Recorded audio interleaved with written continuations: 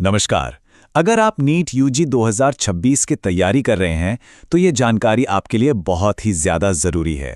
आज हम एनटीए के ऑफिशियल नोटिफिकेशन के आधार पर बात करेंगे उन सभी डॉक्यूमेंट्स की जो नीट 2026 एप्लीकेशन के लिए चाहिए होंगे। चलिए सीधे मुद्दे पर आते हैं और एक सवाल से शुरू करते हैं। क्या एक छोटी सी मामूली सी गलती की वजह से पूरा एप्लीकेशन रिजेक्ट हो सकता है? तो जवाब है जी हाँ, बिल्कुल। एनटीए की गाइडलाइंस इस मामले में एकदम क्लियर हैं। जरा सी भी चूक हुई तो एप्लीकेशन फॉर्म रिजेक्ट हो सकता है। इसीलिए तो एक एक डिटेल पर फोकस करना इतना जरूरी है।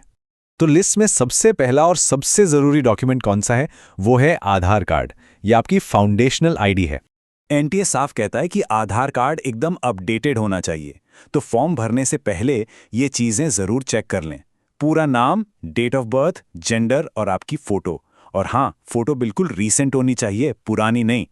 यहां देखिए आमतौर पर गलतियां कहां होती हैं और सही डिटेल्स क्या होनी चाहिए। पुरानी फोटो की जगह नई फोटो चाहिए।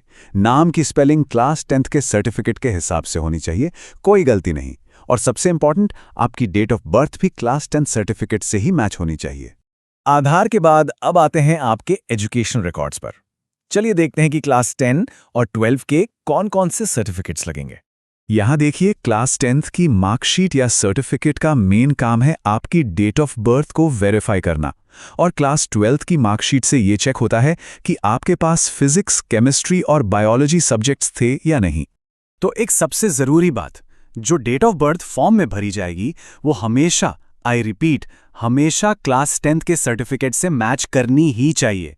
ये एक ऐसी कॉमन मिस्टेक है जहां सबसे ज्यादा एप्लीकेशंस में गड़बड़ होती है। चलिए अब अगले सेक्शन पर आते हैं। इसमें हम बात करेंगे फोटो, सिग्नेचर और थंब इंप्रेशंस की, कि इनके लिए क्या स्पेसिफिक रिक्वायरमेंट्स हैं। तो आपको 3 चीजें तैयार रखनी है: एक पासपोर्ट साइज फोटोग्राफ, एक डिजिटल सिग्नेचर और लेफ्ट एंड राइट दोनों हाथों के थंब इंप्रेशंस। फोटो को लेकर एनटीए के रूल्स बहुत स्ट्रिक्ट हैं। फोटो हल्की हो, बैकग्राउंड एकदम प्लेन वाइट होना चाहिए, चेहरा बिल्कुल साफ दिखे, और हाँ, कोई कैप या गॉगल्स पहनकर फोटो नहीं खिंचवानी है। ये सब इसलिए ताकि पहचान में कोई दिक्कत ना आए। एक और इम्पॉर्टेंट बात, यही फोटो आपके एडमिट कार्ड से लेकर पूरी काउंसलिंग प्रोसेस तक चलेगी, तो बेहतर है कि एक अच्छी क्वालिटी की फोटो बनवाकर उसे ही हर जगह यूज किया जाए। अब बात करते हैं उन सर्टिफिकेट्स की जो स्पेशल रिजर्वेशन कैटेगरी में अप्लाई करने वाले कैंडिडेट्स के लिए जरूरी हैं। अगर आप इन कैटेगरीज में आते हैं तो SC, ST, OBC, NCL, EWS या PWBD सर्टिफिकेट जमा करना होगा। PWBD कैंडिडेट्स के लिए UDID सर्टिफिकेट भी वैलिड है। अच्छा, एक शब्द पर गौर कीजिएगा, वैलिड। इसका मतलब समझना बहुत जरूरी है।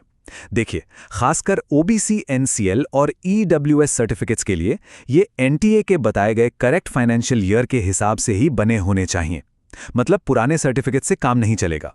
तो नोटिफिकेशन में जो तारीखें दी गई हैं उन्हें डबल चेक करना ही होगा। अच्छा, मान लीजिए किसी के पास आधार कार्ड नहीं है तो क्या होगा? चलिए देखते हैं कि और कौन कौन सी आईडी प्रूफ्स वैलिड हैं। देखिए, आधार तो बेस्ट ऑप्शन है, लेकिन अगर वो नहीं है तो passport, pan card, voter ID या ड्राइविंग लाइसेंस जैसे दूसरे गवर्नमेंट फोटो आईडी प्रूफ्स भी इस्तेमाल किए जा सकते हैं। जो NRI, OCI या फॉरेन कैंडिडेट्स हैं उनके लिए पासपोर्ट प्राइमरी प्रूफ के तौर पर कंपलसरी है। इसके साथ ही सिटीजनशिप सर्टिफिकेट और जरूरत पड़ने पर एम्बेसी से जुड़े डॉक्यूमेंट्स भी लग सकते हैं।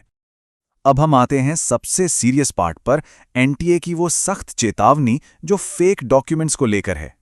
एनटीए ने साफ साफ कहा है, नकली दस्तावेज जमा करने पर फॉर्म कैंसिल हो सकता है, परीक्षा से डिस्क्वालीफाई किया जा सकता है और हो सकता है कि फ्यूचर में होने वाले एग्जाम से भी बैन कर दिया जाए। तो सीधी सी बात है, एप्लीकेशन को वैलिड रखने के लिए सिर्फ ओरिजिनल और करेक्ट डिटेल्स ही भरनी है। इतनी मेहनत पर पानी ना फिर जाए, इसके लिए ऑनेस्टी और अलर्टनेस बहुत जरूरी है। तो इस सारी जानकारी के बाद अब आखिरी और सबसे बड़ा सवाल ये है, क्या 2026 के लिए आपके सारे जरूरी डॉक्यूमेंट्स सच में तैयार हैं? एक बार फिर से चेक कर लेना, आपको फ्यूचर की किसी भी बड़ी प्रॉब्लम से बचा सकता है।